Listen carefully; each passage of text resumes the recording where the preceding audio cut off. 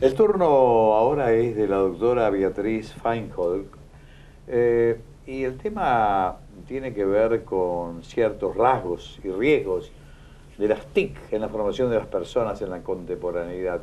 Pero vamos a unir un poco ciencia, tecnología, vamos a unir aspectos que tienen que ver con el CEDIPROE, que es el Centro de Diseño, Producción y Evaluación de Recursos Multimediales para el Aprendizaje.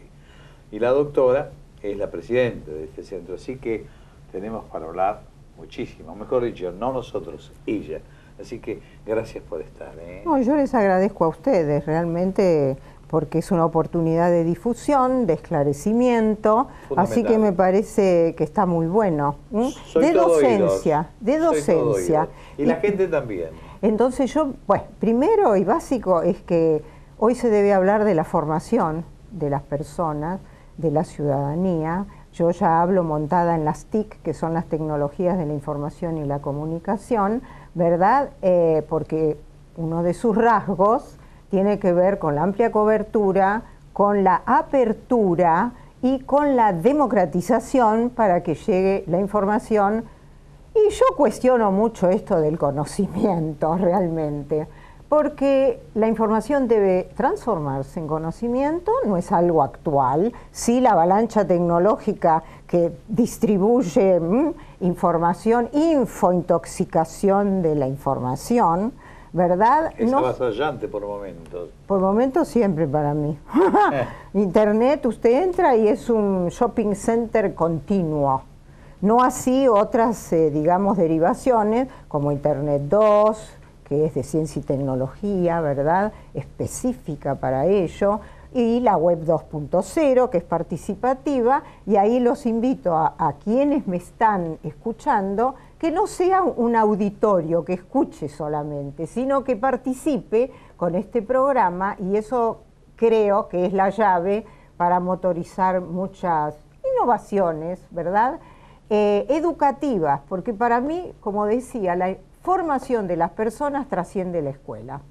Yo sigo en la docencia universitaria, he ganado muchos concursos nacionales, me desempeño en la actualidad, ¿verdad?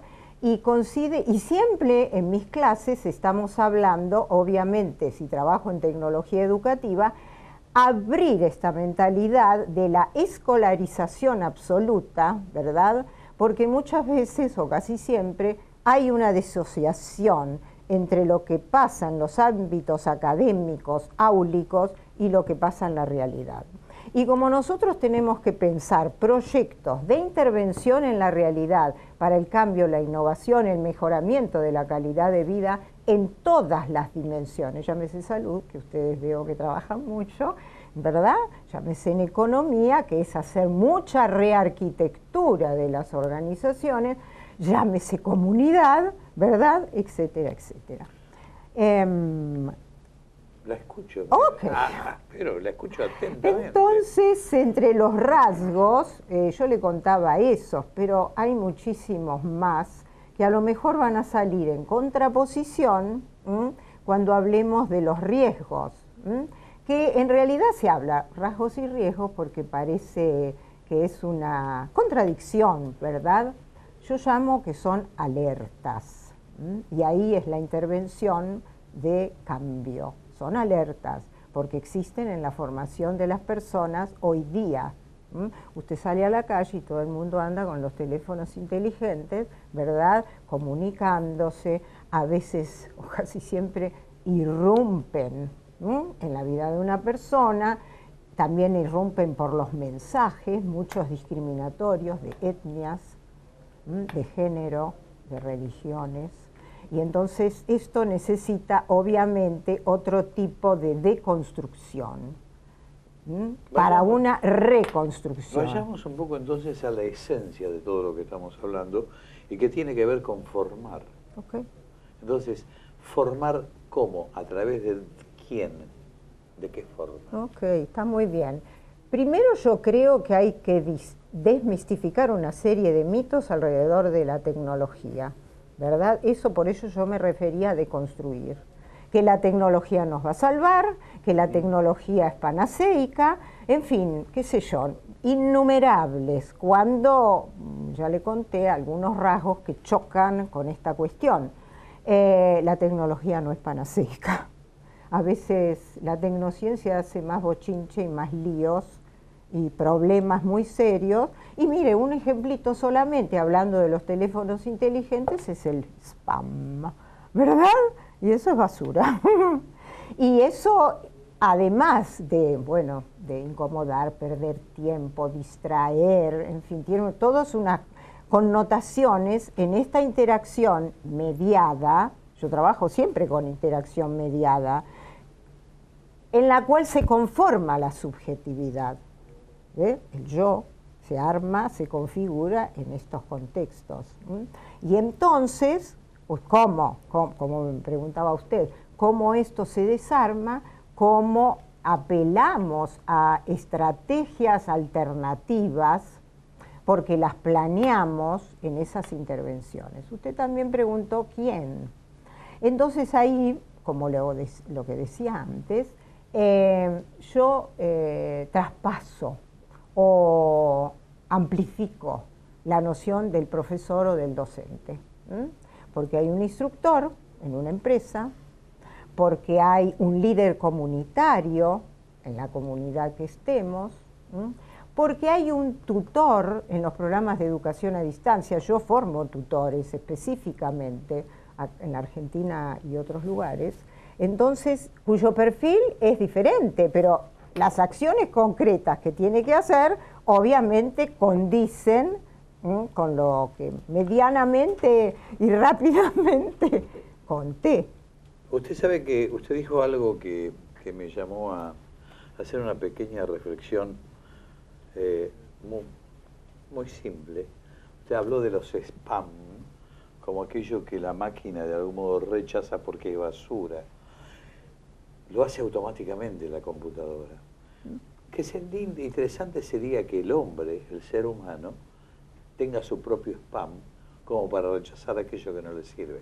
Y entonces esto que estamos haciendo, Si usted habla que la persona puede hacer eso, sí, habría dos vías.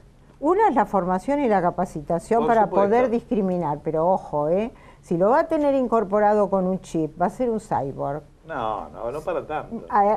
Momento, ¿usted vio la película Ella? Ok. Y ahora la que se viene con, bueno, otro título, Transcendencies.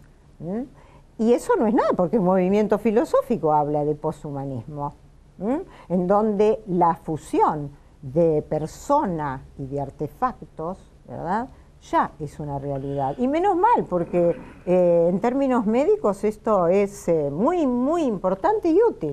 Ahora, yo digo, esto que estamos hablando, que de algún modo es tan importante y tan trascendente para que la gente tome conciencia, fundamentalmente. Lógicamente.